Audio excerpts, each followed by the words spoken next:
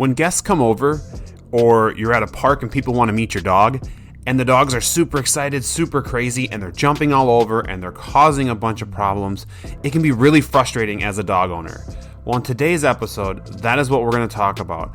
Optimizing the training you're doing so that those type of situations happen less and less. Let's get into it next.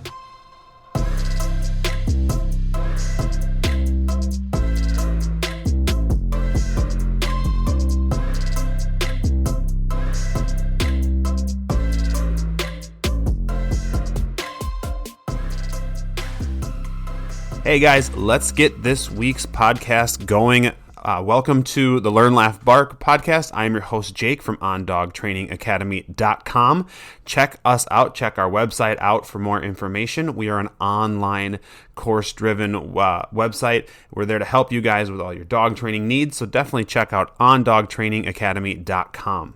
Also, if you're watching this on YouTube, make sure you hit that subscribe button and like this week's episode so that we can keep spreading the love and sharing this with as many people as possible. We're out here trying to help people, and we're small, we're starting off, but we really just want to get this information out to as many people as possible. So whether you like somebody, don't like somebody, whatever, let's get this out there. Let's get this information out so that we can be helping more and more people. With that being said, let's get into this week's episode, and it's going to dive into more about how, I would say, one of the more bigger pet peeves or issues that I see people coming to us with. And what that is how dogs greet guests. And when I say guests, I don't just mean like coming to your house. I also mean you're at a park and a dog comes up to you. You go to a friend's house. Anywhere where your dog has to meet somebody new. How do they interact with that? We'll definitely talk specifically about greeting in the house and stuff like that, because that is a huge one that we get a ton of complaints from dog owners that's a big struggle for them. But we're going to kind of talk about all of this. So the first thing when it comes to training, I preach to people all the time. When you're training your dog, you want to really start out training with the idea of setting them up for success. So the dogs are in a very like stale environment. You're just kind of teaching them you're teaching them things, but there's not a lot of distraction going on. Especially if you have a dog who's either afraid or extremely social, distractions can be super hard. So I think it's really important to remember when you're working with your dog, keep things easy at first. Set them up for success. I'm not going to take a dog who's reactive to people and go, hey, you know what? We're going to go to the fair and we're going to just go there and you're going to get used to this. That's called flooding, and in my opinion, I'm not a huge supporter of it. Flooding, it just, there's too much of a gamble. It can either go well or it can really backfire, and I'm not willing to take that risk, so I don't recommend you do as well. So I'm not going to just throw my dog to the fire and say, well, get over it, because that could really backfire. So I'm going to start super simple. I'm going to go, you know what? We're going to train the basics. And when I say basics, really to me, it just depends on your dog and their age. For me, a basic would be like sit, an attention seeking or an attention getting behavior. So their name or a watch me command or something. And then just being willing to take treats and work with you. I think if you have those three things, you can start to work on what we're going to be talking about today. I don't think you need to teach necessarily stays or anything like that. It'd be helpful, but it's not necessary. So the first thing, like I said, set them up for success. Next is like I mentioned, training the basics and the processes. When I say process, I basically just mean when you say their name, they look at you, they get a treat. Working maybe with some counter conditioning things where, like, if the dog looks at something, you treat them for looking at it as opposed to reacting to it. Little things like that. But the big thing, and this is the thing that I'm going to dive into the most today, the big thing I think that people are missing, and where we live, this is huge, is you're not optimizing every situation you can. Meaning, you're gonna have somebody come over to your house, and instead of going and being prepared, you just let the dog run up to the door, bark, go crazy, jump on them, bite, whatever they're doing, but you're allowing it to happen. Now, I've gone to tons of different lessons with people who their dogs are loose, and the dog just comes rushing to the door, barking, slamming into the door, whether they're excited or scared or whatever they're doing, they're practicing the behavior we are trying to get rid of, right? We're trying to eliminate this. We need to fix this. We don't want the dog to think it's okay to burst out with all of this energy and stimulation and like over arousal and think it's okay to do. But if we're letting them practice it, it's going to affect our training. We can train every day for a straight week, but having one or two experiences where the dog's practices the thing that they're already doing, like jumping and stuff, it's going to set us back. It's almost going to just eliminate that entire week of training. Because it's not like you're trying to train something brand new. Your dog already has this idea. So it's think about like, well, any habit, good habit, bad habit you have, what's easier to do, right? Smokers. So I grew up in a family that had some smokers in it, and I've watched them struggle through quitting smoking, finally quitting smoking, and then even watching them slide back into smoking. And it's kind of the same with dogs. You have something that you think is the way you are. So the dog thinks, okay, I greet people, I jump, I bark. This is how it is. This is what I've done. This is how my brain is processing this situation. So that's just how it is. Well, now we're saying, you know what? We have to do something new. This is how I want you to this is how I want you to act when these situations pop up. But again, it doesn't take much to regress back. Again, think about the smokers. Okay, you quit smoking for, let's say, a month.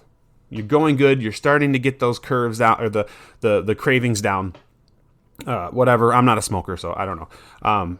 But you start to get the cravings down, and then you have one time where you have a lapse of judgment, and you have one cigarette or one drag or whatever, and boom, you're right back into smoking again. Because it's so easy for something that's been such a habit for so long to get sucked right back in and be part of what the dog is again. So optimizing every situation you can is critical, absolutely critical, because I don't want the dog to practice the bad ones.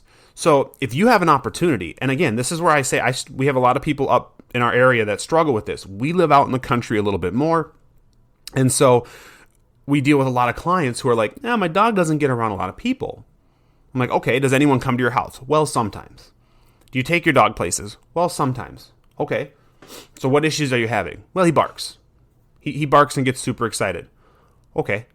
And when I start talking to him, what I realize is that they're not optimizing the opportunities they have. The opportunities they have to practice the new good behaviors, to start the dog on a good path. They're either not consistent or they're not doing it at all. And so, especially if your dog has limited exposure to people, but even if they don't, be really careful on how your dog acts in certain situations. If your dog sees a person, don't let your dog jump and be crazy. Have that food, have those processes that I talked about at the first step in place to be able to help your dog. Now, if you get somewhere and your dog is stimulating so bad that the processes and the things that you've worked on prior, that you know the dog knows, aren't working, then that's telling you you've taken too many steps. You need to go back and find a middle ground. Find a distraction, find a distraction, or find something that's not as stimulated as the situation you're in now, a little less, but maybe not as stale as like the initial training where it's a very more of a stale environment. You need to build into what your goal is. So that's a tip for you guys, but really keep in mind, okay, I have a guest coming over today. Well, I'm gonna maybe you could say, hey, just so you know, I'm gonna have my dog on leash. Let me know when you get here, and just come in. I'll be ready, but just let me know when you get here. Those little steps make such a huge difference, because then that's the difference between your dog barking and going crazy and you not being prepared, to you being prepared, having food ready to go, have the dog away from the door, whatever it is, and working your dog into a more healthy, or at least a more satisfied for you behavior. The next thing then that, I'll stay on this for just a second longer. Looking at my notes, it's reminding me of one thing. And I've said this in previous podcasts. So if you've been listening to me for a while, first off, thank you. Second off, you've heard me say this many times. Be proactive. I'm going to say it again. Be proactive, please. You need to make sure you're thinking ahead of the situation. Like I mentioned, I have somebody coming over. Okay, this is what my dog's going to probably want to do. How do I get my dog to do it differently? And when you come up with these plans, you're setting yourself up for success, which is what I talked about first. But you're being proactive. You're saying, this is what's going to probably happen. I'm going to be prepared. As opposed to your friends coming over and then the dog you're like, well, I'll just try to manage the dog, whatever. And the door opens and the person comes in and the dog runs to the door and is barking and jumping. And your management is pulling the dog off of the person, trying to grab the dog, doing whatever, telling the dog to be quiet, yelling at the dog, whatever it might be. Tons of things that once the dog is over threshold, overstimulated, and their brain is shooting through the ceiling, you've kind of lost it. And so that's what you need to make sure you're doing. Being proactive in situations, not reactive in the situations. I hope that makes sense. And you can apply any of what I'm saying. I'm talking about mostly guests coming to your house and the dog greeting them. You can apply this situation to going to a park, anywhere else that I mentioned before. Any situation where your dog gets too excited. Well, if you're not in control, if you're not prepared and you're being proactive, you're going to struggle. So consider that. Remember that. And like I mentioned, with the dogs who live out in the country or people who don't take their dogs out as many places, it is so critical that every single time that you can, you're setting your dog up for that success. You have your dog. So every interaction your dog has with people is a positive one with positive results. And you're happy and the dog's happy. Because your situations, your exposures are so limited, it can greatly affect what happens. It's going to be slower progress, but if you keep slowly doing it in the positive way, you're going to see positive results. If you try to do it and then you have slip-ups here and there, it's going to set your training back. I'm not saying it's going to completely derail it, but it's certainly not going to help it. So really keep these things in mind. And the last tip I have for this podcast is management. When we're talking with clients and we're like, hey, what do you do with your dog in these situations or whatever, or if I'm like, hey, we're going to come over, we're going to do work, whatever, I always have a management plan for them. Like when we work on behavior cases, one of the main things we start with is, okay, let's develop a plan first. Like what kind of foundation are we going to put on this dog, right? To start to build the processes or build what we want. But also, we're going to come up with a management plan. How do we minimize or eliminate your dog's exposure when we're not ready, when we're not proactive, when we'd have to be reactive? How are we going to manage those? How are we going to come up with a plan to manage those situations? And part of having success is awesome management.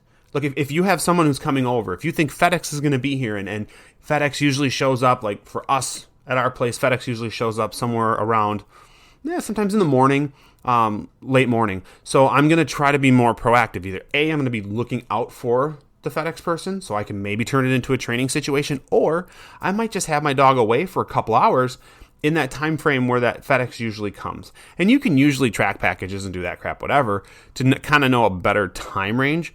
But if you can do that, if you can manage it, you're going to be more successful. And if you can't, like honestly, like there's times we're going to have company over or something and we have to host. So we're going to be more busy. So our dog spends more time in his kennel. It's the value of crate training is, well, you're going to spend more time in your kennel because I'm not going to be able to work you through anything that might come up, especially with dogs who have issues. And so really, that's really everything in a nutshell right there. Make sure you're setting your dog up for success. Okay? Have that in your mind. Be proactive, not reactive, right? Next, train what you want your dog to actually do. Train what their name means. Train a sit. Train some sort of clicker, marker word, something so that they know when they're doing things right.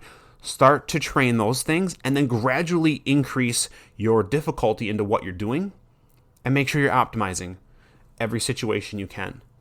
Sometimes things get hard. I understand sometimes situations are out of your control, but if we can do everything in our power, it makes a massive difference. So guys, I really hope that this week's episode was helpful for you. Like I said, if you're on YouTube, make sure you subscribe to our channel And if you're listening to us through the podcast, thank you guys for listening. If you want to review our podcast, that always helps kind of get this information out there more for people. We definitely appreciate it. But yeah, so if you want any more information, guys, check out ondogtrainingacademy.com. I'll put a link in the description. I'll also link to our Facebook page where you can join up and just follow some of the stuff we do. I'll also link you to our Instagram and Facebook for both OnDog and for the Learn, Laugh, Bark podcast. For the podcast, we love hearing from you guys. We want to hear about what topics you'd like us to talk about. So you can either comment in the YouTube comments, let us know what you'd like us to talk more about, or if anything else, you can jump into one of our social media pages and say, hey, this would be a great topic I haven't seen you cover yet. So guys, thank you for listening this week. Thank you for watching if you're on YouTube. And like always, guys, we'll see you next week.